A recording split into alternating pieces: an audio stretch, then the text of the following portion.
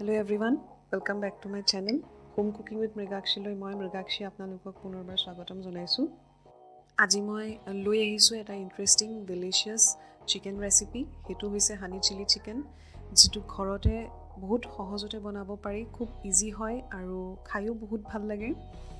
Tenehole ami video tule agbaru. Video tule agbarhar agote jodi ajir ei recipe tu apnalokor bhal lage tenehole video tut like eta kori dibo. আৰু ভিডিওটো হেকলৈকে চাবলৈ নাপাহৰিব মই একদম easy process দেখাইছো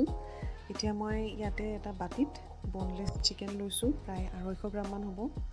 আৰু এইখিনি মই এতিয়া মেৰিনেট কৰিম 1 চামুচ নহৰু দিছো আৰু সয়া সস দিছো এইখিনি মই চিকেন পিচখিনিৰ লগত ভালদৰে সানি লম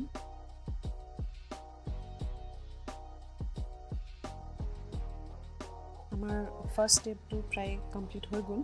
ধুনিয়াকৈ নহৰু আৰু সয়া সসৰ পেষ্টখিনি চিকেনৰ লগত মেৰিনেট হৈ গৈছে এতিয়া এইখিনি মই এটা সাইডত ৰাখি থৈ দিম এটা নেক্সট স্টেপটোলৈ আহিছো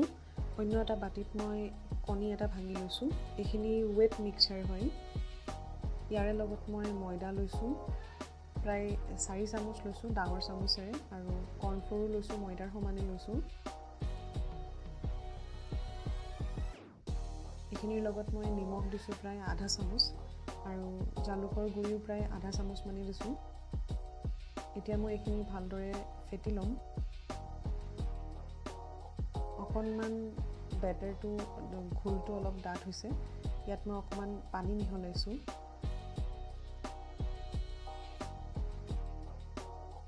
অকণমান পানী দিছো বেছি পানী দিয়া নাই প্ৰায় 2 টেবুল চামুচ মান হ'ব কাৰণ বেছি যদি পনিয়া হৈ যায় ঘোলটো তেতিয়া হলে চিকেন ফ্ৰাইটো ভাল নহব আপোনালোকে এটো মন কৰিব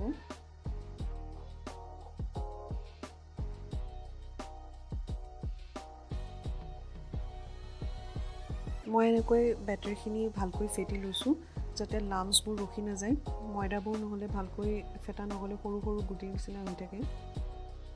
এনেদৰে ভালকৈ ফেটি ল'ব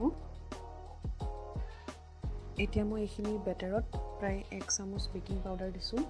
আৰু ইয়াৰ লগত মই ৰিফাইন তেল দিছো 1 চামুচ এইখিনিও মই ভালদৰে মিক্সচাৰখিনিত ফেটি লম যাতে ভালকৈ মিক্স হয় ধুনিয়াকৈ মই ঘোলটো বনাই লৈছো দেখিছে একদম বেছি পনিয়াও হোৱা নাই একদম স্মুথ বেটাৰ হৈছে এনেকৈ হ'ব লাগিব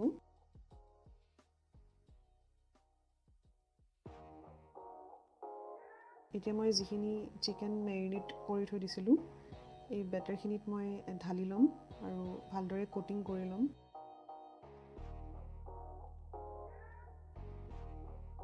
ভালকৈ চিকেনটো একদম লেটিয়াই লৈছো যাতে গুটেইখিনি মিশ্ৰণ ভালকৈ লাগি ধৰে চিকেনৰ গাত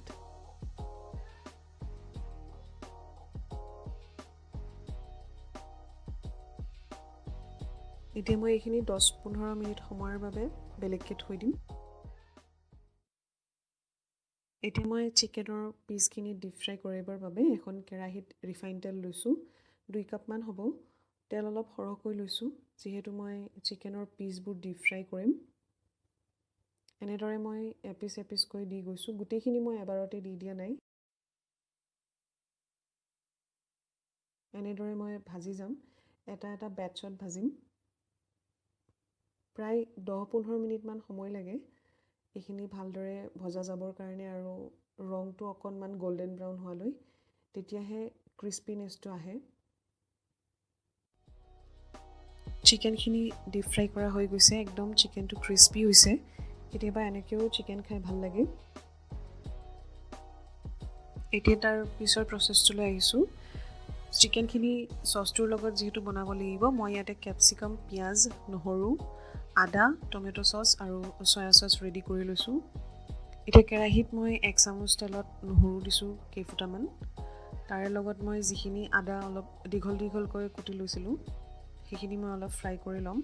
এইখিনি আমি ষ্টাৰ ফ্ৰাই কৰি লম জাস্ট অকমান লো ফ্লেমত লৰচৰ কৰি অকমান জাস্ট ভাজিলে হ'ল আৰু ইয়াতে মই যিখিনি পিয়াজ অলপ ডাঙৰকৈ কাটিছো পিয়াজখিনি অকমান এনেদৰে লৰাই ভাজিম মই জুইটো একদম লো ফ্লেমতে ৰাখিছো তাৰে ওপৰত মই ক্যাপসিকামখিনিও দি দিলো ইয়াতে মই ৰেড চিলি পাউডাৰ 1 চামুচ দিছোঁ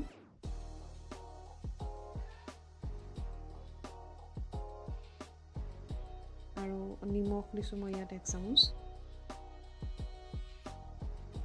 এনেদৰে ষ্টাৰ ফ্ৰাই কৰি থাকক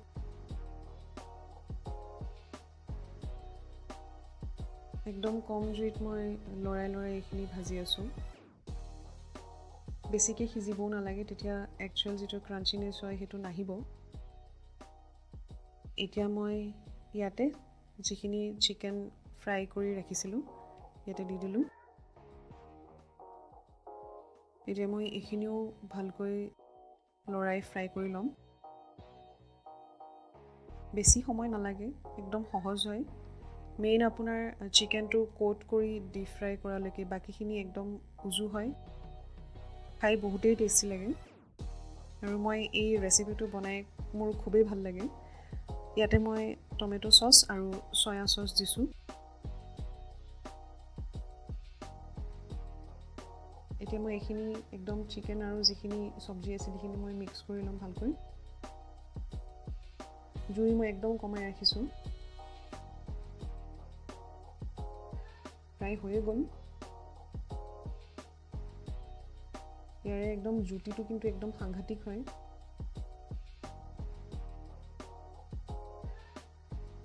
মই যেনেধৰণে দেখাইছোঁ আপোনালোকে ষ্টেপ ৱাইজ এনেকৈ ফ'ল' কৰিলে